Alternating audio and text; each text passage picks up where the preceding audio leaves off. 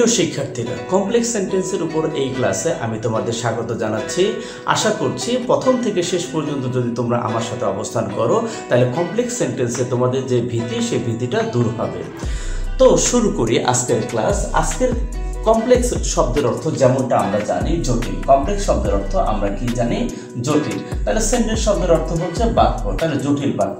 আর এই জটিল বাক্যটা গঠিত হয় দুইটা ক্লোজের সমন্বয়ে একটা কমপ্লেক্স সেন্টেন্স গঠিত হয়। এই ক্লোজের দুইটা নাম কি দেখো। প্রথম যেটা হয় একটা হচ্ছে সবচেয়ে ইম্পর্টেন্ট হচ্ছে প্রিন্সিপাল ক্লোজ। প্রিন্সিপাল ক্লোজ এবং আরেকটি হচ্ছে সাব অর্ডিনেট ক্লোজ। এই প্রিন্সিপাল ক্লোজ এবং সাব অর্ডিনেট ক্লোজ সম্পর্কে যদি তুমি মোটামুটি ধারণা অর্জন করতে পারো তাহলে তুমি একটা সেন্টেন্স কি করে কমপ্লেক্স সেন্টেন্স হয় তা তুমি বুঝতে পারবা। আশা করছি তোমরা আমার সাথে চেষ্টা করবা আজকে। আচ্ছা, সংজ্ঞার মাধ্যমে দেখি এই প্রিন্সিপাল শব্দের অর্থ কি আমরা জানি। প্রিন্সিপাল শব্দের অর্থ হচ্ছে প্রধান, এই প্রধান। আর সাব অর্ডিনেট হচ্ছে অর্ডিনেট শব্দের অর্থ হচ্ছে যা এই প্রিন্সিপালের উপর নির্ভরশীল। তার মানে কি সংজ্ঞাটা কি দাঁড়াচ্ছে?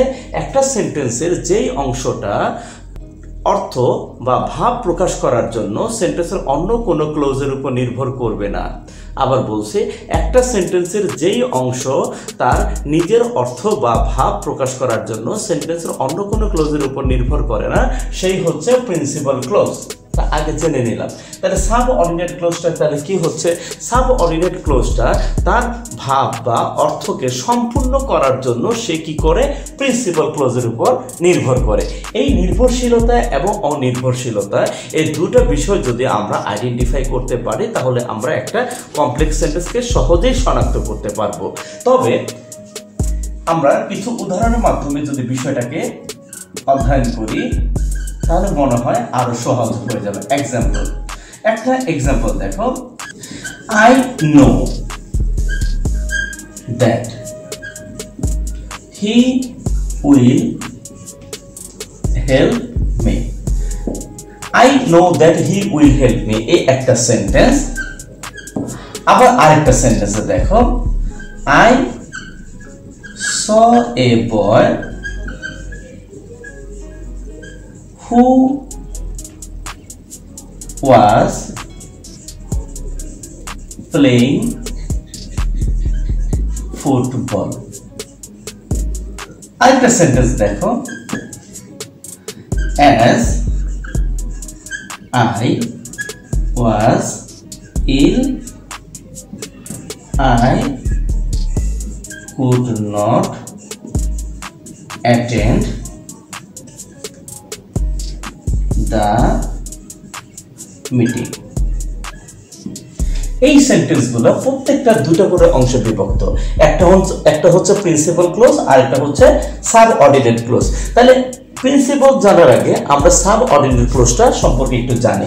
সাব অর্ডিনেট ক্লোজটা সাব অর্ডিনেট কনজাংশনের সাহায্যে প্রিন্সিপাল ক্লোজের সাথে যুক্ত থাকে। সাব অর্ডিনেট ক্লোজটা তাহলে কি করে প্রিন্সিপাল ক্লোজের সাথে যুক্ত থাকবে? সাব অর্ডিনেট ক্লোজটা সাব অর্ডিনেট কনজাংশনের সাহায্যে প্রিন্সিপাল ক্লোজের সাথে যুক্ত থাকে। তো পয়েন্ট করে রাখো। এখন এই কমপ্লেক্স সেন্টেন্স জানার জন্য আমাদেরকে যেমন দুইটা ক্লোজ জানতে হবে, ঠিক একইভাবে আমাদের সাব অর্ডিনেট কনজাংশনগুলো জানতে হবে। এখানে সাব অর্ডিনেট কনজাংশনটা খুবই গুরুত্বপূর্ণ ভূমিকা পালন করে। আর তুমি যদি কিছু বুঝতে নাও পারো, তুমি যদি শুধু সাব অর্ডিনেট কনজাংশনটা চিনতে পারো তাহলে তুমি বুঝতে পারবা কোনটা প্রিন্সিপাল কোনটা সাব অর্ডিনেট ক্লোজ। ঠিক আছে, তাহলে এখানে দেখি এই সেন্টেন্সের মধ্যে এই শব্দটা দ্যাট এটা হচ্ছে সাব অর্ডিনেট কনজাংশন। এই সেন্টেন্সে এই শব্দটা হচ্ছে সাব অর্ডিনেট ক্লোজ। এই সেন্টেন্সে এই শব্দটা হচ্ছে সাব অর্ডিনেট কনজাংশন। ঠিক আছে, তাহলে subordinate conjunction, subordinate conjunction, subordinate conjunction. এই সাব অর্ডিনেট কনজাংশনের সাথে যে অংশটা আছে পরবর্তীতে এই অংশটাই হচ্ছে subordinate clause. Subordinate কনজাংশনের সাথে সাব অর্ডিনেট ক্লোজ যুক্ত হয়ে তার মানে কি সাব অর্ডিনেট ক্লোজটা সাব অর্ডিনেট কনজাংশনের সাহায্যে প্রিন্সিপাল ক্লোজের সাথে যুক্ত হয়। তার মানে কি সাব অর্ডিনেট ক্লোজটা সাব অর্ডিনেট কনজাংশনের সাহায্যে প্রিন্সিপাল ক্লোজের সাথে যুক্ত হয়। তাহলে আশা করছি প্রিন্সিপাল ক্লোজ এবং সাবঅর্ডিনেট ক্লোজ সম্পর্কে বুঝতে পারছো। তবে আরেকটু জিনিস দেখো, এই সেন্টেন্সটার মধ্যে তাহলে কি হলো, এই অংশটা হচ্ছে প্রিন্সিপাল ক্লোজ, তাই না? এই সেন্টেন্সে এই অংশটা হচ্ছে প্রিন্সিপাল, ঠিক একইভাবে এই সেন্টেন্সের এই পরবর্তী পিছনের অংশটা হচ্ছে প্রিন্সিপাল, তাই না? এই সাবঅর্ডিনেট ক্লোজ বা ক্লোজের এই কনজাংশনটা বাদ দিল, আরেকটা পদ্ধতি হচ্ছে চেনার। সিম্পল সেন্টেন্সে আমরা জেনেছি একটা মাত্র সাবজেক্ট এবং একটা মাত্র ফিনাইট ভার্ব থাকবে, কিন্তু কমপ্লেক্স সেন্টেন্সে দুইটা করে ফিনাইট ভার্ব অবস্থান করবে। কয়টা finite verb?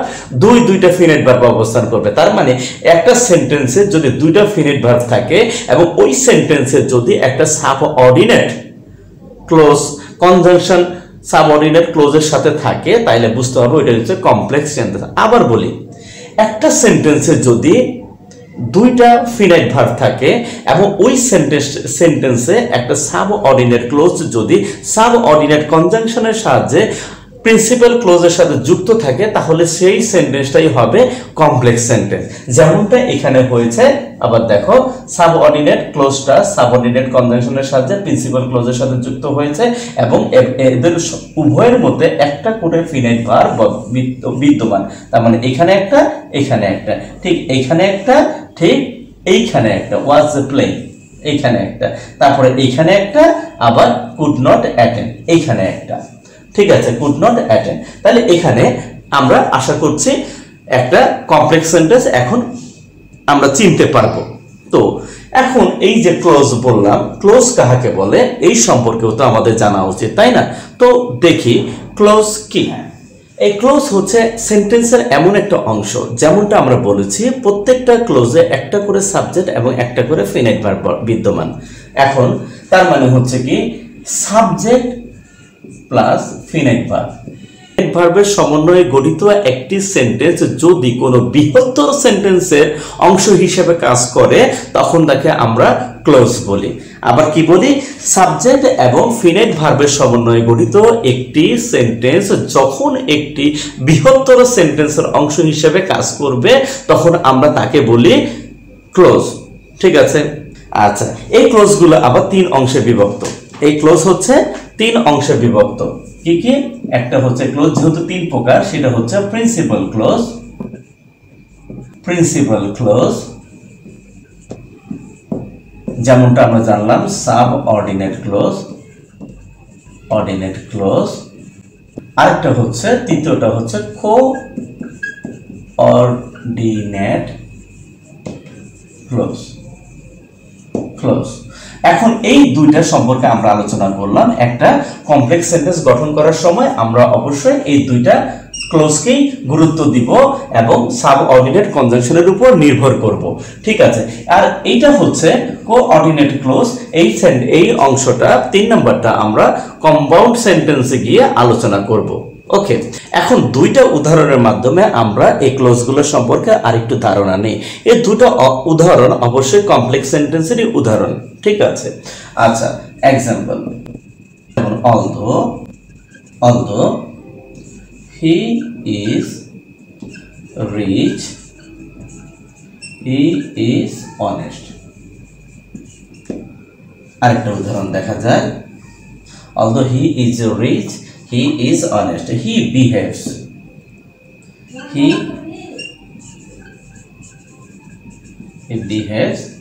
as if he were a king, he behaves as if he were a king। এখানে দেখো, এটা তো তোমরা হয়তো জানো, এটা হচ্ছে সাবঅর্ডিনেট কনজাংশন এবং এইটাও একটা সাবঅর্ডিনেট কনজাংশন।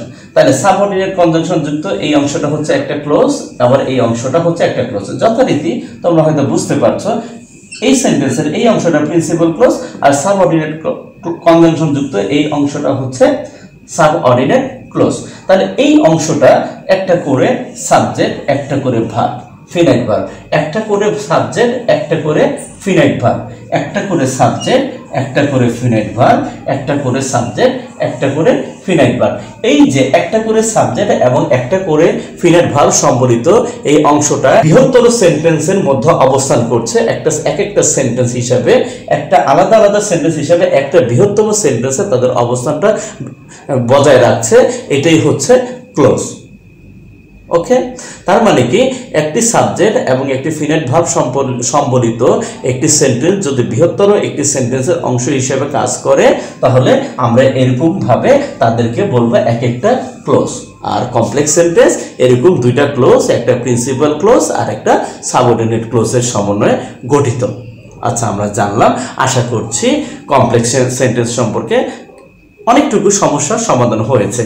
তবে সবচেয়ে একটা সহজ বিষয় ক্লোজগুলোকে আইডেন্টিফাই করা কমপ্লেক্স সেন্টেন্সের, যদি তুমি কি সাবঅর্ডিনেট কনজাংশনগুলো মুখস্থ করে রাখো। কি বলছি? সবচেয়ে সহজ পদ্ধতি কমপ্লেক্স সেন্টেন্সের ক্লোজগুলোকে আলাদা করা, যদি তোমার সাবঅর্ডিনেট কনজাংশনগুলো মুখস্থ থাকে। তুমি যদি সাবঅর্ডিনেট কনজাংশনগুলো মুখস্থ রাখো, তাহলে অনেকটাই সহজ হয়ে যাবে তোমার এই ক্লোজগুলোকে আলাদা করতে। ঠিক আছে, তো আমরা একটু দেখে নিই এখন এই সাবঅর্ডিনেট কনজাংশনগুলো কি, যাদের সাহায্যে সাবঅর্ডিনেট ক্লোজটা প্রিন্সিপাল ক্লোজের সাথে যুক্ত থাকে। হ্যাঁ, সাবঅর্ডিনেট ক্লোজগুলো সাবঅর্ডিনেট কনজাংশনের সাহায্যে প্রিন্সিপাল ক্লোজের সাথে যুক্ত থাকে। তো একে একে করে আমরা একটু দেখি। যেমন দেখো, অ্যাজ, ইফ, তারপরে হচ্ছে অ্যাজ, দো। তো শিক্ষার্থীরা, যেমনটা বলা হচ্ছিল, সাবঅর্ডিনেট ক্লোজগুলোই সাবঅর্ডিনেট কনজাংশনের সাহায্যে প্রিন্সিপাল ক্লোজের সাথে যুক্ত থাকে। সাবঅর্ডিনেট ক্লোজগুলো সাবঅর্ডিনেট কনজাংশনের সাহায্যে প্রিন্সিপাল ক্লোজের সাথে যুক্ত থাকে। এই কনজাংশনগুলো যদি তুমি হুবহু মুখস্থ করো, তাহলে যে কোনো সেন্টেন্সে তুমি দেখার সাথে সাথে যদি এদের সাথে কোনো বৃহত্তম সেন্টেন্স হয়, যদি ওই সেন্টেন্সের মধ্যে এরা থাকে, তুমি খুব সহজেই বুঝতে পারবে এগুলো কোন ধরনের সেন্টেন্স।